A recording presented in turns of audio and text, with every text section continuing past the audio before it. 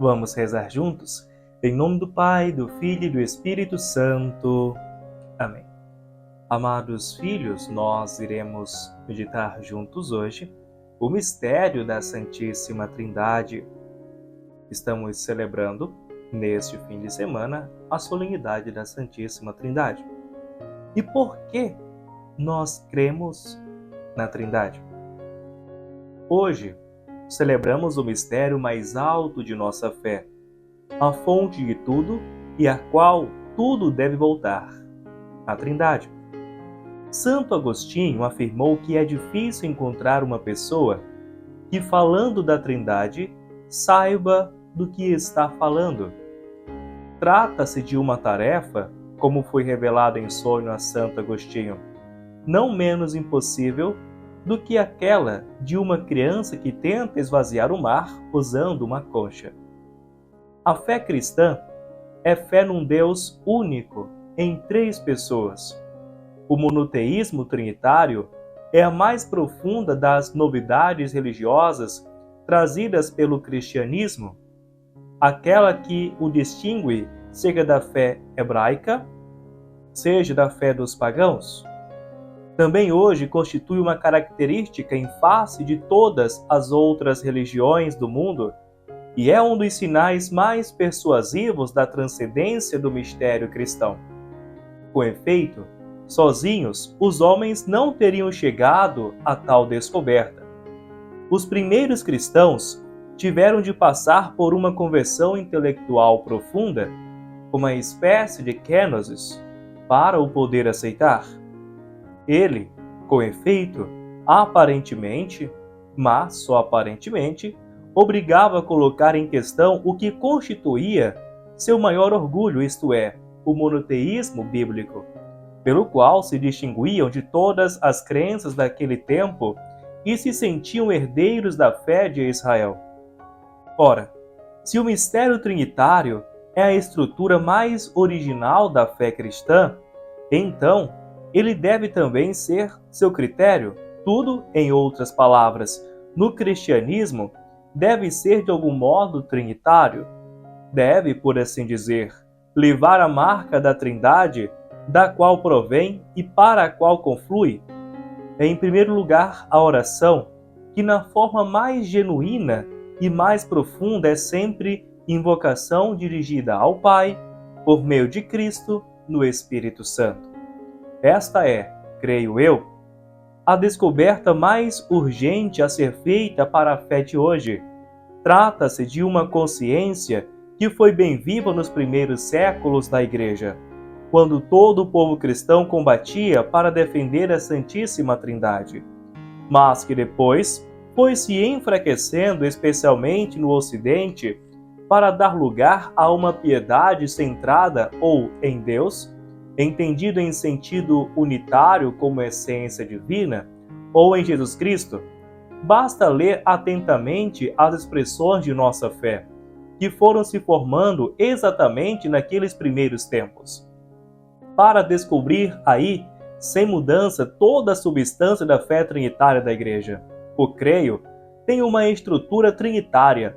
A celebração eucarística, por sua vez, está toda permeada por uma fundamentação trinitária, seja em seu conjunto, seja em cada parte.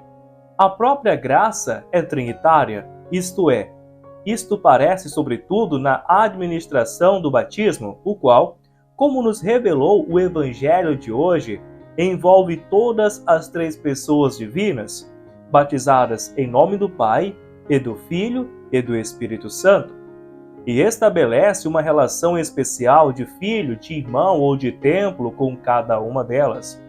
O Espírito mesmo dá testemunho ao nosso espírito de que somos filhos de Deus e co-herdeiros de Cristo.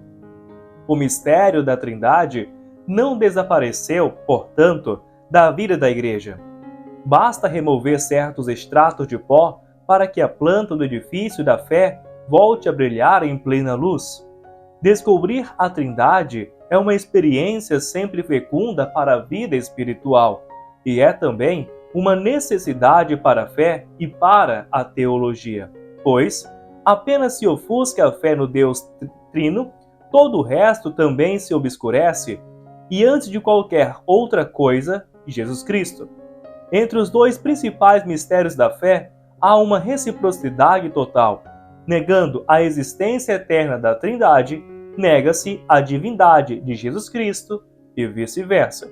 Ao se falar da Trindade, se deve partir sempre da Trindade para nós, isto é, da Trindade que se manifestou concretamente na história e que trançou sua vida com a mão. Não, portanto, da Trindade em si, que existia antes do tempo e da história. É o caminho seguido, de fato, pela teologia. A Trindade em si, a teologia chegou partindo da experiência da Trindade na liturgia e na história da salvação. O plano de salvação leva, com efeito, a marca da Trindade, aliás, é a Trindade mesmo em sua manifestação a nós. São Paulo, na carta aos Efésios, descreve os vários momentos assim: Deus Pai concebeu o desígnio de tornar o homem seu filho, reunindo em Cristo todas as coisas. Mandou ao mundo, com esse objetivo, seu Filho, que com sua paixão e morte nos redimiu e nos incorporou a si, fazendo de nós filhos adotivos do mesmo Pai e co-herdeiros de sua glória. Esta salvação, operada por Cristo uma vez por todas, torna-se atual na Igreja e em cada fiel mediante a infusão do Espírito Santo. É um esquema, de resto, que se pode encontrar sem esforço também no Evangelho de João, onde se apresenta nesses termos: Deus Pai ama o mundo, Ele manda, por isso, seu Filho unigênito, para que salve o mundo. Ao término de sua obra, Cristo envia o Paráclito, o Espírito de verdade, que conduzirá a Igreja a toda a verdade e a toda a santidade.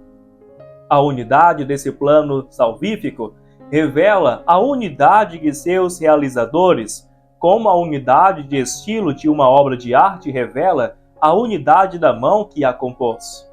Este é o caminho escolhido por Deus para se revelar aos homens em sua realidade íntima, um caminho imprescrutável, como é chamado por São Paulo, mas também um caminho cheio de condescendência, como chamavam os padres da Igreja. Fazendo assim, com efeito, Deus se adaptou às capacidades do homem.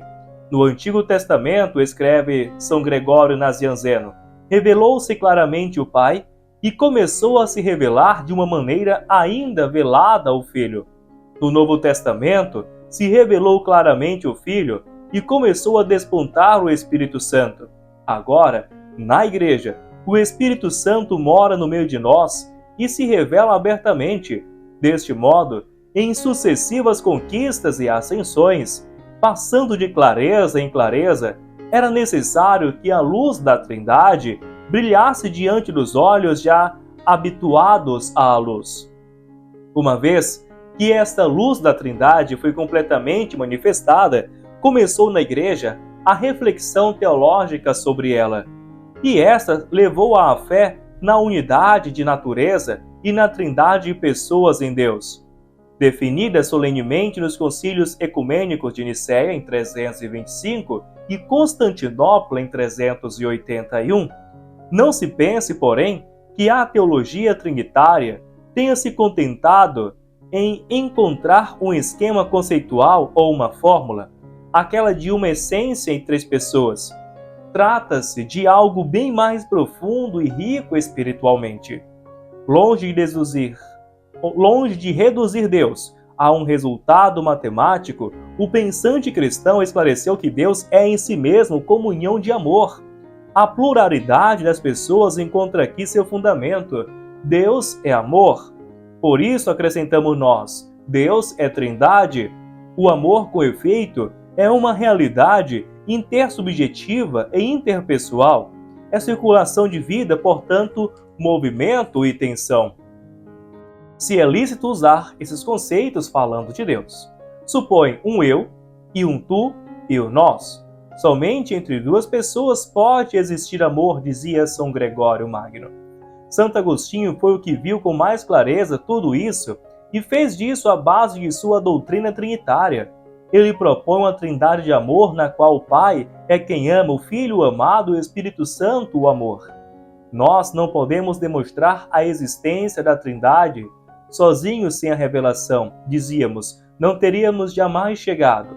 Mas, uma vez conhecida por revelação de Jesus Cristo, nós intuímos que se Deus existisse, não pode ser de outro jeito, isto é, um múltiples, objeto e sujeito, pessoal e interpessoal junto. Até o mundo, pensando bem, não se justifica em sua existência, a não ser a partir desse conceito de Deus. Para que Deus iria criar o mundo e o homem, se não fosse para continuar e expandir para fora de si um diálogo de amor já presente em si mesmo? Neste somente, vale a analogia humana. Nenhuma vida com efeito nasce no mundo, a não ser porque existem duas pessoas que se amam entre elas. Esse é o amor recíproco, que suscita o desejo de um filho que seja a expressão concreta e eterna daquele mesmo amor. As criaturas são realmente como que centelhas que saltam de uma fornalha acesa bem antes que o mundo existisse. Nós existimos porque existe a Trindade. Somos os cachorrinhos que se nutrem das migalhas caídas das mesas de seus patrões. Procuramos esse ano entrar mais profundamente na compreensão do mistério da Trindade, fonte de toda a nossa fé e de toda a nossa esperança. Para esse fim, tocamos também os cumes da teologia.